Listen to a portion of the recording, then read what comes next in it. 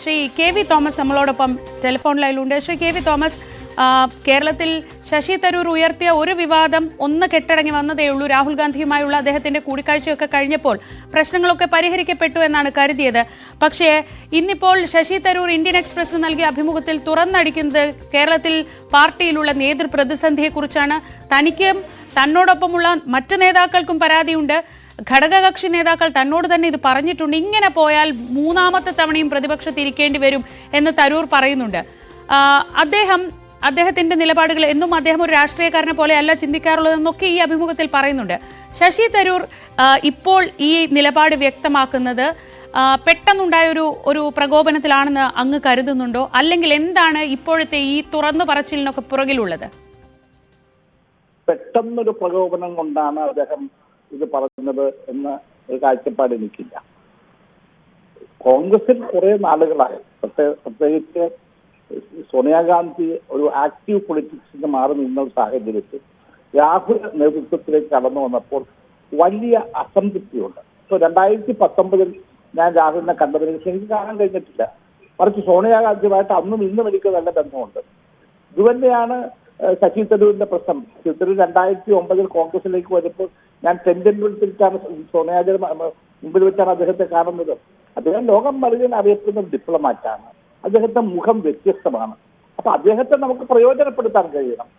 കേരളത്തിലാണെങ്കിൽ കേരളത്തിലെ നേതൃത്വത്തിന് ഭയപ്പാട് അദ്ദേഹം നാളെ ഭൂരിപക്ഷം കിട്ടിയാൽ മുഖ്യമന്ത്രിയാകാൻ മുന്നോട്ട് വരുന്നത് ഭയപ്പാടുണ്ട്. പക്ഷെ ഒരു കാര്യം എല്ലാവർക്കും അറിയാം, അടുത്ത തവണ ഇവിടെ ഭരിക്കാൻ പോകുന്നത് ഇടതുമുന്നണി തന്നെ ആയിരിക്കും. ആ രീതിയിലെ രാഷ്ട്രീയമായ ഇന്നലെ ഇവിടുത്തെ ഇൻവെസ്റ്റേഴ്സ് മീറ്റിംഗ് കണ്ടപ്പോൾ എല്ലാവർക്കും മനസ്സിലായി. ആദ്യമായി കേരളത്തിന്റെ ചരിത്രത്തിൽ ഭരണപക്ഷവും കേന്ദ്ര ഗവൺമെന്റും പ്രതിപക്ഷവും ഒന്നിച്ചു നിന്നൊരു ഇൻവെസ്റ്റേഴ്സ് മീറ്റ് നടന്നത്. ശശിധരനെ പോലെയുള്ള ആളുടെ പ്രശ്നങ്ങൾ അത് മനസ്സിലാക്കാൻ കഴിയണം, അയാളെ കൂടെ കൊണ്ടുപോകാൻ കഴിയണം. അതല്ലാതെ പോകുന്നവരൊക്കെ പൊക്കോട്ടെ എന്നാണ് രാഹുലിന്റെ സമയം. എനിക്ക് അദ്ദേഹമായിട്ട് പ്രധാന ബന്ധമുള്ളവരെ അത് പക്വമായ സമീപനം എടുക്കാത്തതുകൊണ്ടാണല്ലോ കോൺഗ്രസിന്റെ എത്രയോ നേതാക്കന്മാർ വിട്ടുപോയി. അതിലെന്തെങ്കിലും പരിഭവമുണ്ടോ? കോൺഗ്രസ് താഴേക്ക് പോരുമ്പോഴും ഇത് ശക്തിപ്പെടുത്തുന്ന ഒരു സമീപനം ഉണ്ടായിട്ടില്ല. ഈ കഴിഞ്ഞ ദിവസങ്ങളിൽ അദ്ദേഹത്തിന്റെ ഭാഗത്തു നിന്നുണ്ടായ ലേഖനം, അതായത് LDF സർക്കാരിനെയും അല്ലെങ്കിൽ വ്യവസായ വകുപ്പിനെയും ഒക്കെ പ്രകീർത്തിച്ചുണ്ടായ ലേഖനമൊക്കെ അപ്പോ യാദൃച്ഛികമല്ല എന്നാണോ അങ്ങ് വിശ്വസിക്കുന്നത്? അല്ല, അദ്ദേഹം ഇത്തരം കാര്യങ്ങൾ പ്രൊസീഡ് ചെയ്യുന്ന ഒരാളാണ്. ഇപ്പൊ അങ്ങനെ ഞാൻ ചോദിക്കേണ്ടത്, പ്രതിപക്ഷ നേതാവ് ഇൻവെസ്റ്റേഴ്സ് മീറ്റിൽ വന്ന് നന്നായിട്ട് പ്രസംഗിച്ചു, അത് നന്നായിട്ട് അഭിപ്രായക്കാരൻ തന്നെയാണ്. നമുക്ക് മുന്നോട്ട് പോകുന്ന കാര്യത്തെ ഒന്നിച്ച് നിൽക്കണം. അത് ശശി തരൂരാണ് പറഞ്ഞിരുന്നെങ്കിൽ ഇത് നടപടിയെടുക്കാൻ പറയില്ലേ? ഞാൻ കണ്ണൂര് CPM-ന്റെ ദേശീയ സമ്മേളനത്തിൽ പങ്കെടുത്തപ്പോൾ ഞാനുള്ളത് ആദ്യമായിട്ട് പോകുന്നയാള്. എനിക്ക് രണ്ട് നടപടി അവിടെ വെച്ചല്ലേ തുടങ്ങുന്നത്. ഞാനിന്നും കോൺഗ്രസ് വിട്ടു പോയിട്ടില്ല. ഞാൻ സർക്കാരിന് വേണ്ടി, കേരള ഗവൺമെന്റിന് വേണ്ടിയുള്ള പ്രവർത്തനങ്ങളായിട്ട് മുന്നോട്ട് പോകുന്നത്. അപ്പൊ അതുപോലെ തന്നെ ശശി തരൂർ നമ്മുടെ വലിയൊരു മുഖമാണ്. സ്വതന്ത്ര ഇന്ത്യയുടെ പുറത്ത് നമുക്ക് കാണിക്കാവുന്ന ഒരു മുഖമാണ്.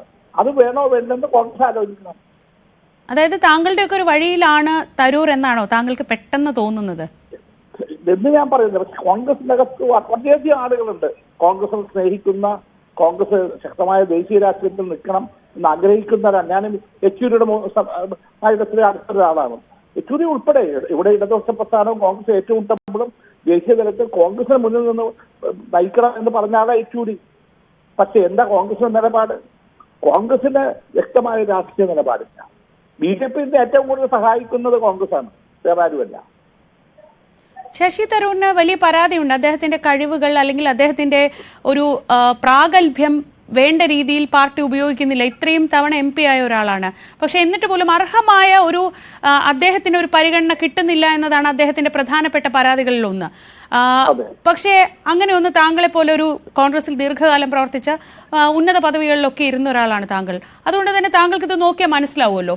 അങ്ങനെ ഒരു അർഹിക്കുന്ന പരിഗണന അദ്ദേഹത്തിന് കിട്ടുന്നില്ലേ പാർട്ടിയിൽ?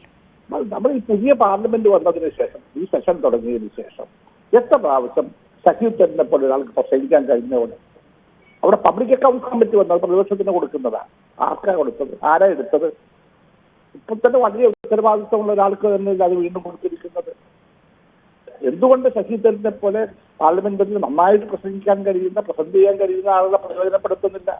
വിവിധ കമ്മിറ്റികളിൽ പ്രയോജനപ്പെടുത്തുന്നില്ല? അവരൊക്കെ അവിടെ ഒറ്റപ്പെട്ട് നിൽക്കല്ലേ? ആരൊക്കെയാണ് പാർലമെന്റിൽ ഇപ്പോൾ കോൺഗ്രസിന് വേണ്ടി പ്രതിപക്ഷത്തിന് വേണ്ടി പ്രസംഗിക്കുന്നത് നിങ്ങളൊക്കെ കേട്ടുകൊണ്ടേ? അവർ പലരും പറയുന്നത് അവർക്കും മനസ്സിലാവുന്നില്ല, കേൾക്കുന്നവർക്ക് മനസ്സിലാവുന്നില്ല. തരൂർ പാർട്ടി വിടാൻ തീരുമാനിക്കുകയാണെങ്കിൽ ഇപ്പോഴത്തെ ഒരു സാഹചര്യത്തിൽ അദ്ദേഹത്തിന്റെ അതൃപ്തി അദ്ദേഹം പലതരത്തിൽ പ്രകടിപ്പിക്കുന്നുണ്ട്. അങ്ങനെയെങ്കിൽ അദ്ദേഹത്തെ മറ്റൊരു സ്പേസിലേക്ക്, ഒരു അർഹിക്കുന്ന സ്പേസിലേക്ക് കൊണ്ടുവരാൻ താങ്കളെപ്പോലെയുള്ള സുഹൃത്തുക്കൾ മുൻകൈയെടുക്കുമോ? ഞാൻ അദ്ദേഹവുമായി എപ്പോഴും ബന്ധപ്പെടാറുണ്ട്. ഞാൻ അദ്ദേഹത്തോട് പറഞ്ഞിട്ടുള്ളത് കോൺഗ്രസ് വിട്ടുപോകരുത്, ഇത് ദേശീയ പാർട്ടിയാണ്, അവിടെ നിന്ന് നമ്മൾ ഫൈറ്റ് ചെയ്യണം. ഇതാണ് ഞാൻ അദ്ദേഹത്തോട് പറഞ്ഞിട്ടുള്ളത്. പക്ഷെ അദ്ദേഹത്തേക്ക് അവിടെ നിലം തൊടിയിക്കുന്നില്ല. അങ്ങനെ വരുമ്പോൾ എന്ത് സമീപനമാണ് അദ്ദേഹം എടുക്കുന്നത്?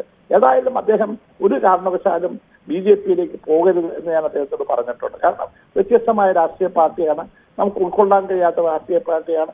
ചിലപ്പോൾ അധികാരത്തിന്റെ അപ്പക്കങ്ങൾ ഇരിക്കേക്കാം, പക്ഷെ അതല്ലല്ലോ നമുക്ക് വ്യക്തമായ ഒരു രാഷ്ട്രീയ നിലപാടുണ്ടല്ലോ. അതുകൊണ്ട് തീർച്ചയായിട്ടും ഞാൻ പിന്നെ ശരീരത്തിന് കാണുമ്പോഴൊക്കെ പറയും നിങ്ങളൊരു ദേശീയ നേതാവാണ്, ദേശീയ കാഴ്ചപ്പാടുള്ള ആളാണ് എന്ന് അദ്ദേഹത്തിന്. പക്ഷെ എന്റെ ഉപദേശം തന്നെ സ്വീകരിക്കണമെന്നൊന്നുമില്ല. അദ്ദേഹം എത്രയോ പ്രഗത്ഭരായ ആളുകളുമായി ബന്ധപ്പെടുന്ന ആളാണ്. അദ്ദേഹത്തിന് ഇടതുപക്ഷത്തോട് താല്പര്യമുണ്ട്. ഇപ്പൊ താങ്കളൊക്കെ അവിടെ വളരെ കംഫർട്ടബിൾ ആയി ഇരിക്കുന്നുണ്ടല്ലോ. അങ്ങനെ ഒരു താല്പര്യം അദ്ദേഹത്തിന് ഉണ്ടെന്ന് ഈ സംഭാഷണങ്ങളിൽ എപ്പോഴെങ്കിലും തോന്നിയിട്ടുണ്ടോ? അദ്ദേഹത്തിന് നമ്മുടെ മുഖ്യമന്ത്രി പിണറായി വിജയനായിട്ട് നല്ല ബന്ധമാണുള്ളത്. കേരളത്തിന്റെ വികസന കാര്യത്തിൽ മുഖ്യമന്ത്രിയുടെ നിലപാടിനോട് യോജിപ്പിച്ചു. അദ്ദേഹം പറഞ്ഞു കേരളത്തിൽ ആരാ ഇത്രയും വലിയ വികസനം അവർ നേതൃത്വം കൊടുത്തിട്ടുള്ളത്? വേറെ ആരെങ്കിലും ആയിരുന്നെങ്കിൽ നമ്മുടെ ദേശീയവാദ വികസനം നടക്കുമോ? വിഴിഞ്ഞം ഉമ്മൻചാണ്ടി കൊണ്ടുവന്നെങ്കിലും അത് യാഥാർത്ഥ്യമാക്കിയത് പിണറായി വിജയനല്ലേ? അപ്പൊ അദ്ദേഹത്തിന്റെ പ്രവർത്തനങ്ങളോട് വലിയ താല്പര്യമുള്ള ഒരാളാണ് ശശി തരൂര്. അത് കേരളം വളരെ മുന്നോട്ട് കുതിക്കുകയാണ്. ആ കുതിപ്പിനോടൊപ്പം പരാതികളും പരിഭവങ്ങളും ഒക്കെ ഉണ്ടാകും. പക്ഷേ ഈ കേരളത്തിന്റെ കുതിപ്പ് ഇന്ന് ഇന്ത്യ മുഴുവൻ ഉറ്റുനോക്കുകയാണ്. അതുകൊണ്ടാണല്ലോ പീയൂഷ് ഗോയൽ ഉൾപ്പെടെയുള്ള കേന്ദ്രമന്ത്രിമാർ ഇൻവെസ്റ്റേഷൻ മീറ്റിൽ വന്നത്. ശശി തരൂർ കോൺഗ്രസ് വിടാൻ തീരുമാനിച്ചാൽ താങ്കൾ ഉൾപ്പെടെ ഇടതുപക്ഷത്തേക്ക് സ്വാഗതം ചെയ്യുമോ, അല്ലെങ്കിൽ താങ്കളെ പോലെ ഒരാൾ മുൻകൈ എടുക്കുമോ അത്തരം ഒരു സംഭാഷണത്തിന്? അല്ല, അതിനൊക്കെ അദ്ദേഹം തന്നെയുള്ള കഴിവുള്ള ഒരാളാണ്. ഈ കാര്യത്തിൽ എന്ത് ചെയ്യണം എന്ന കഴിവുള്ള ഒരാളാണ്. അദ്ദേഹത്തിന്റെ ദീർഘകാല സുഹൃത്തെന്ന നിലയിൽ തീർച്ചയായിട്ടും ഞാൻ അദ്ദേഹത്തിന് ഉപദേശിച്ചിരിക്കുന്നത് കോൺഗ്രസിൽ തന്നെ നിൽക്കണം. അതായിരിക്കും എപ്പോഴും അദ്ദേഹത്തിന് നല്ലത്. കോൺഗ്രസിന് ചില നേതൃത്വ ബലഹീനതകൾ ഉണ്ടെങ്കിലും ദേശീയ തലത്തിൽ BJP നേരിടാൻ കഴിയുന്ന പാർട്ടിയായിട്ടാണല്ലോ നമ്മൾ കാണുന്നത്. ആ കാഴ്ചപ്പാട് കോൺഗ്രസ് നേതൃത്വത്തിനില്ല എന്ന് മാത്രം ബലഹീനത. ഇവിടെ തന്നെ പ്രശ്നം എന്താ? അടുത്ത തിരഞ്ഞെടുപ്പിൽ UDF അധികാരത്തിൽ വരും, പലരും മുഖ്യമന്ത്രി ശ്രമിക്കും. അതാണോ ആ കാഴ്ചപ്പാടിനകത്ത് കാണേണ്ടത്? ഒരു കാര്യം എല്ലാവർക്കും ഈ നിലയിൽ UDF പോവാണെങ്കിൽ കഴിഞ്ഞവിടെ കിട്ടിയ സീറ്റ് പോലും UDF-ന് കിട്ടില്ല. ശരി, വളരെ നന്ദി Shri KV Thomas. Professor KV Thomas ഡൽഹിയിലെ സംസ്ഥാന സർക്കാരിന്റെ പ്രത്യേക പ്രതിനിധിയാണ്. അദ്ദേഹമാണ് സംസാരിച്ചത്. ഡാൻ, ഈ എല്ലാവരും ആകാംക്ഷയോടെ ഉറ്റുനോക്കുന്നത് തരൂരിന്റെ അടുത്ത സ്റ്റെപ്പ് എന്തായിരിക്കുമെന്നാണ്. കാരണം തരൂരിന് അതൃപ്തിയുണ്ട്, അത് തരൂർ വളരെ പ്രകടമായി തന്നെ വ്യക്തമാക്കിയിട്ടുണ്ട്. ഇപ്പോൾ അദ്ദേഹം വളരെ തുറന്നു തന്നെ പറയുന്നു, ഇവിടുത്തെ നേതൃപ്രതിസന്ധിയെക്കുറിച്ച് പറയുന്നു. ഇങ്ങനെയാണെങ്കിൽ വീണ്ടും ഒരിക്കൽ കൂടി പ്രതിപക്ഷത്തിരിക്കേണ്ടി വരുമെന്ന് പറയാൻ അദ്ദേഹം ധൈര്യം കാണിക്കുന്നുണ്ടെങ്കിൽ അദ്ദേഹം ഏതാണ്ട് അദ്ദേഹത്തിന് ചെയ്യാവുന്നതിന്റെ ഒരു അവസാന സ്റ്റെപ്പിലേക്ക് എത്തുന്നു. അങ്ങനെ വേണ്ടേ മനസ്സിലാക്കാൻ? അങ്ങനെ അതിന് മറ്റൊരു വ്യാഖ്യാനം ഈ ഘട്ടത്തിൽ കൊടുക്കേണ്ടതുണ്ട് എന്ന് തോന്നുന്നില്ല. നമുക്ക് അദ്ദേഹവുമായി അടുത്ത വൃത്തങ്ങളിൽ നടക്കം ലഭിക്കുന്ന സൂചനകൾ, കഴിഞ്ഞ കുറച്ച് ദിവസങ്ങളായി ലഭിക്കുന്ന സൂചനകൾ അനുസരിച്ച് അദ്ദേഹം കോൺഗ്രസിന് ഉള്ളിൽ നിന്ന് തന്നെ നിലവിലെ നേതൃത്വത്തിന്റെ നിലപാടുകൾക്കെതിരെ ശക്തമായ വിയോജിപ്പ് അറിയിച്ചുകൊണ്ട് അതിനെ ചോദ്യം ചെയ്തുകൊണ്ട് ഒരു ബദൽ ഫോർമുലയുമായി രംഗത്തെത്തുന്നതിനുള്ള നീക്കമാണ് നടത്തുന്നത്. അതിനോട് കോൺഗ്രസിന്റെ ദേശീയ നേതൃത്വം ഏത് നിലപാടായിരിക്കും സ്വീകരിക്കുക എന്ന കാര്യത്തിൽ മാത്രമാണ് ഒരു അവ്യക്തത ബാക്കിയെന്നത്. അതായത് രാഹുൽ ഗാന്ധി ലോക്സഭയിൽ പ്രതിപക്ഷ നേതാവായി എത്തിയതിനു ശേഷം അദ്ദേഹം തനിച്ച് ഒരു നേതാവുമായിട്ടും ഇതിനോടകം അങ്ങനെ ഒരു ചർച്ച നടത്തിയതായി പുറത്ത് വാർത്തകളൊന്നും റിപ്പോർട്ട് ചെയ്യപ്പെട്ടിട്ടില്ല. പക്ഷേ തരൂർ ഉയർത്തിയ വാദങ്ങളിൽ കഴമ്പുണ്ട് എന്ന് കണ്ടതിനാൽ തന്നെയാണ് നീണ്ട ഇടവേളയ്ക്ക് ശേഷം, അതായത് കൃത്യമായി പറഞ്ഞാൽ 2022 ഒക്ടോബർ 17 ശേഷം ആദ്യമായിട്ടാണ് ശശി തരൂരും രാഹുൽ ഗാന്ധിയുമായി കഴിഞ്ഞ ദിവസം ഒരു കൂടിക്കാഴ്ച ഉണ്ടാകുന്നത്.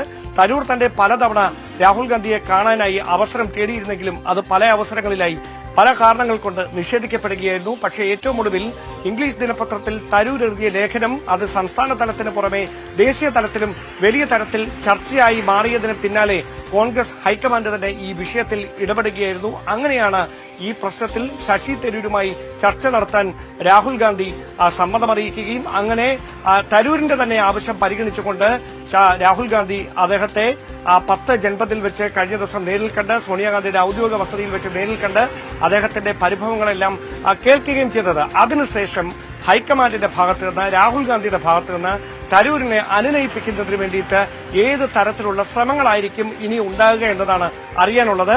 രാഹുൽ അതുമായി ബന്ധപ്പെട്ട ഇടപെടലുകൾ തുടങ്ങിയിട്ടുണ്ട് എന്നാണ് മനസ്സിലാക്കാൻ കഴിയുന്നത്. അതിന് പിന്നാലെയാണ് ഇംഗ്ലീഷ് ദിനപത്രത്തിൽ തരൂർ വീണ്ടും ഇങ്ങനെ അദ്ദേഹത്തിന്റെ നിലപാട് പങ്കുവെക്കുന്നത് എന്നതാണ് നമ്മൾ ചേർത്ത് വായിക്കേണ്ട കാര്യം.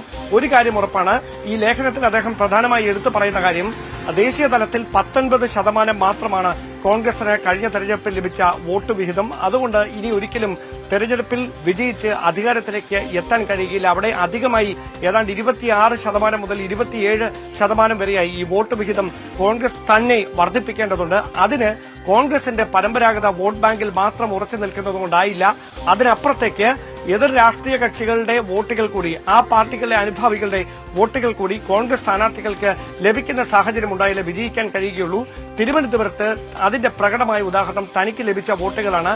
കോൺഗ്രസ് പ്രവർത്തകരുടെ പരമ്പരാഗത വോട്ടുകൾക്കപ്പുറത്തേക്ക് കോൺഗ്രസ് വിരുദ്ധർ വരെ തന്നോടുള്ള വ്യക്തിപരമായ അടുപ്പം കാരണം തനിക്ക് വോട്ട് ചെയ്തിട്ടുണ്ട്. ഈ ഒരു ശൈലി 2026 അതിനെ മറ്റൊരു തരത്തിൽ വായിച്ചൂടെ? അതായത് ഇപ്പോൾ ഡാൻ പറഞ്ഞതുപോലെ പാർട്ടിക്കുള്ളിൽ നിന്ന് തന്നെ പൊരുതാനാണ് അദ്ദേഹം തീരുമാനിക്കുന്നത്. നമുക്ക് കഴിഞ്ഞ ദിവസങ്ങളിൽ ഡാൻ തന്നെ റിപ്പോർട്ട് ചെയ്തിരുന്നു, അതൃപ്തരായ ഗ്രൂപ്പുകളിലെ നേതാക്കളൊക്കെ തരൂരിനെ വിളിക്കുന്നുണ്ട്. സംസ്ഥാന രാഷ്ട്രീയത്തിൽ തരൂർ സജീവമാവുകയാണെങ്കിൽ അവരുടെ ഒരു പിന്തുണ ഉണ്ടാവും.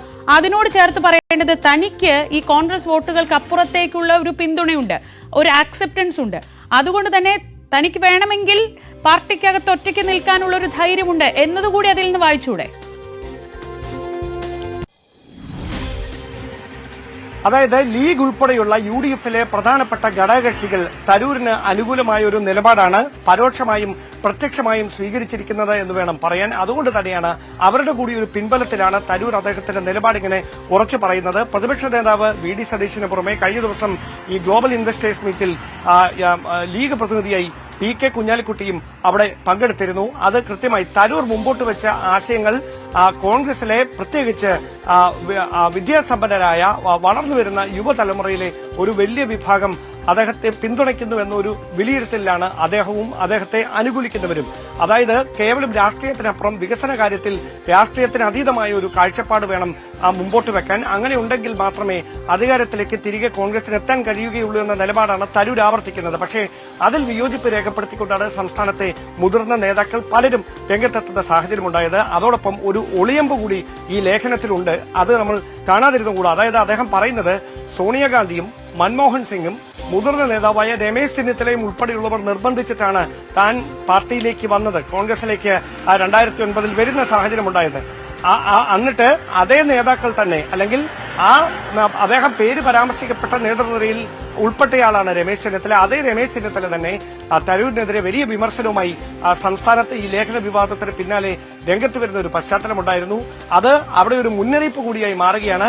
തനിക്ക് കോൺഗ്രസിനെ കൊണ്ട് ആവശ്യമില്ല, കോൺഗ്രസിന് തന്നെ ആവശ്യമുണ്ടെങ്കിൽ വേണമെങ്കിൽ പ്രയോജനപ്പെടുത്തുക എന്നൊരു മുന്നറിയിപ്പ് നൽകി അദ്ദേഹത്തിന്റെ നിലപാട് ഈ ലേഖനത്തിൽ പങ്കുവെക്കുമ്പോൾ അതിനോട് നേതൃത്വത്തിന്റെ സമീപനം എന്തായിരിക്കുമെന്നറിയാനുള്ള ഒരു വലിയ ആകാംക്ഷ ഉണരും. അവിടെ ഏത് തരത്തിലായിരിക്കും തുടർന്ന് അദ്ദേഹത്തിന്റെ ഈ നിലപാടുകളോട് സംസ്ഥാനത്തെ നേതാക്കളും കോൺഗ്രസ് ഹൈക്കമാൻഡിന്റെ പ്രതിനിധികളും പങ്കുവെക്കുക, എന്ത് നിലപാടായിരിക്കും സ്വീകരിക്കുക, പരസ്യമായി എന്ത് പ്രതികരണം നടത്തും എന്നതാകും ഇനി അറിയാനുള്ളത്.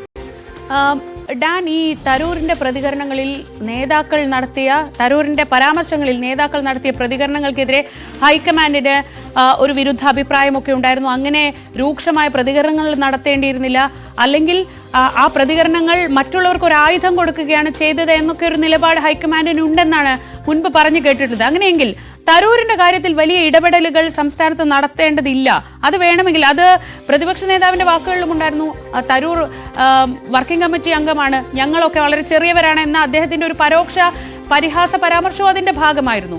ഇങ്ങനെ ഒരു നിലപാടെടുക്കുമ്പോൾ എന്നോട് തന്നെ ഘടകകക്ഷി നേതാക്കൾ പറഞ്ഞിട്ടുണ്ട്, ഇവിടെ ശരിയാവില്ല കാര്യങ്ങൾ എന്ന് പറഞ്ഞിട്ടുണ്ട് എന്നൊക്കെ പറയുമ്പോൾ ഇതിൽ പ്രതികരിക്കാനും പ്രതികരിക്കാതിരിക്കാനും പറ്റാത്തൊരവസ്ഥയിലാണോ സംസ്ഥാന നേതൃത്വം? അതായത് ഒരു നേതൃത്വത്തിന്റെ അഭാവമുണ്ട്, ഒരു നേതൃപ്രതിസന്ധി സംസ്ഥാന കോൺഗ്രസിലുണ്ട് എന്ന് തന്നെയാണ് തരൂർ ഈ ലേഖനത്തിൽ അസംയുക്തമായി പറയുന്നത്. അങ്ങനെയാണെങ്കിൽ അങ്ങനെ പറയാനിടയായ സാഹചര്യം എന്ത് എന്നത് വലിയ തരത്തിൽ വരും ദിവസങ്ങളിൽ ചർച്ചയ്ക്ക് വഴിവെക്കും. അതോടൊപ്പം തരൂർ ഇങ്ങനെ പരസ്യമായ ഒരു നിലപാട് പറയുമ്പോൾ തരൂരിനെ പിന്തുണച്ചുകൊണ്ട് മറ്റേതെങ്കിലും പ്രമുഖർ തരൂരിനൊപ്പമുണ്ടോ എന്ന കാര്യത്തിലും സംശയങ്ങൾ ഉണരും, അഭ്യൂഹങ്ങൾ ഉണരും. കോൺഗ്രസ് ആണ്, പല നേതാക്കന്മാർക്കും പല അഭിപ്രായങ്ങളാണ്.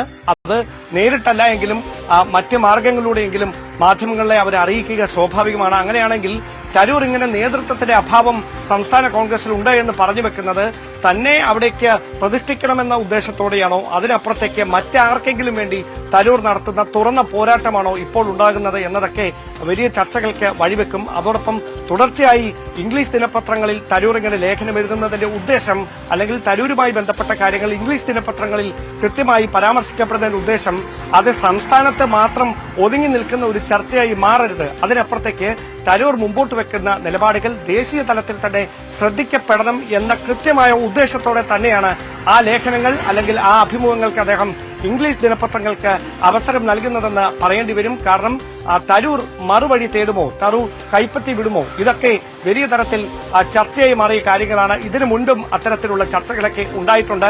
അതിനിടയിലാണ് അദ്ദേഹം പാർട്ടിക്കുള്ളിൽ നിന്നുകൊണ്ട് തന്നെ പാർട്ടിയിലെ അഭിപ്രായ ഭിന്നതകൾക്കെതിരെ അല്ലെങ്കിൽ പാർട്ടി നേരിടുന്ന പ്രതിസന്ധികൾക്കെതിരെ താൻ പോരാടുമെന്ന് വ്യക്തമാക്കുമ്പോൾ അത് ഒരു കാര്യം മാധ്യമപ്രവർത്തകനും രാഷ്ട്രീയ നിരീക്ഷകനുമായ ശ്രീ എൻ ശ്രീകുമാർ ടെലിഫോൺ ലൈനിലുണ്ട്. ശ്രീ എൻ ശ്രീകുമാർ, തരൂർ ഉണ്ടാക്കുന്ന തർക്കങ്ങളൊന്നും അവസാനിച്ചിട്ടില്ല. ഹൈക്കമാൻഡിനെ കണ്ട്, രാഹുൽ ഗാന്ധിയെ കണ്ട് അദ്ദേഹം മടങ്ങിയെത്തിയപ്പോൾ കരുതിയത് തൽക്കാലത്തേക്ക് ഒരു ശമനമാകുമെന്നാണ്. ഇതാ അടുത്ത ഞായറാഴ്ചയായി ഇന്ത്യൻ എക്സ്പ്രസ് ദിനപത്രത്തിൽ ഇന്ത്യൻ എക്സ്പ്രസ് 26-ന് തുടങ്ങാനിരിക്കുന്ന പോഡ്കാസ്റ്റിൽ അദ്ദേഹം നൽകിയ അഭിമുഖമാണ് ഇന്നിപ്പോൾ വാർത്തയായി വരുന്നത്. അതിൽ